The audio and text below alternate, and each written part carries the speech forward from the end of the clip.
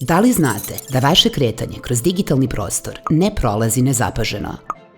Naprotiv, svaka aktivnost se beleži i prevodi u podatak koji u zavisnosti od situacije, prisustva ili odsustva drugih informacija može da se tretira kao podatak o ličnosti. Podatak o ličnosti je informacija koja vas bliže određuje i uz pomoć koje posredno ili neposredno može da se identifikuje fizičko lice.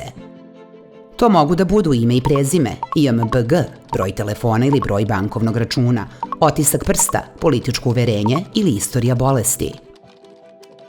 Razvoj tehnologije i pojava interneta proširili su spisak podataka o ličnosti, te se tako podatkom o ličnosti smatraju IP adresa, lozinke, nalozi i aktivnosti na društvenim mrežama, klikovi, lajkovi, šerovi, istorija pretrage na internetu i slično.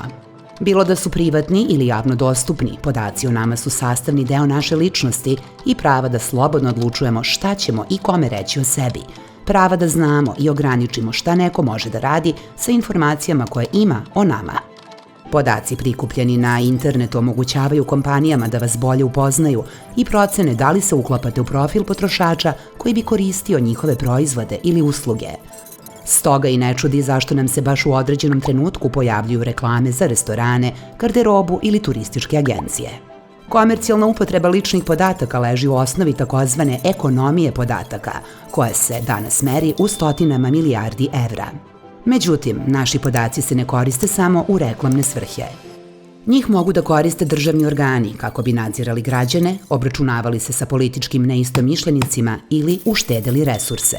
Do njih takođe mogu da dođu i zloupotrebe ih različiti profili sajber predatora i pljačkaša koji, na primer, koriste tuđe kreditne kartice kako bi kupovali preko interneta. U Evropskoj uniji je 2018. godine počela primena opšte uredbe o zaštiti podataka. Dok su pojedine zemlje Zapadnog Balkana u potpunosti uskladile svoje zakonodavstvo sa opštom uredbom, druge su na putu da to urade. Novi propisi garantuju zaštitu prava građana da sačuvaju kontrolu nad svojim podacima. Pravo na informisanost. Kompanije i organizacije su u obavezi da vam objasne koje podatke o ličnosti obrađuju i kako ih koriste. Pravo na uvid. Nakon što utvrdite da se vaši podaci obrađuju, imate pravo pristupa tim podacima, a na vaš zahtev kompanije i organizacije su u obavezi da vam izdaju kopiju podataka. Imate pravo na ispravku netačnih i dopunu nepotpunih podataka, a ukoliko utvrdite da je podatak netačan, možete i da tražite obustavu obrade.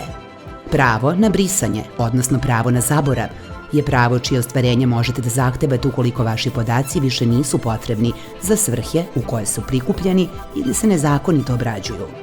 Ukoliko kompanija ili organizacija želi da obrađuje podatke koji nisu neophodni za pružanje određene usluge, mora da dobije vaš pristanak za obradu, a vi uvek možete da povučete pristanak.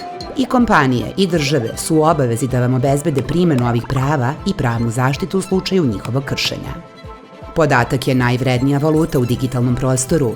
Različitim organizacijama je u interesu da dođu do što većeg broja podataka, a u našem je interesu da taj proces kontrolišemo.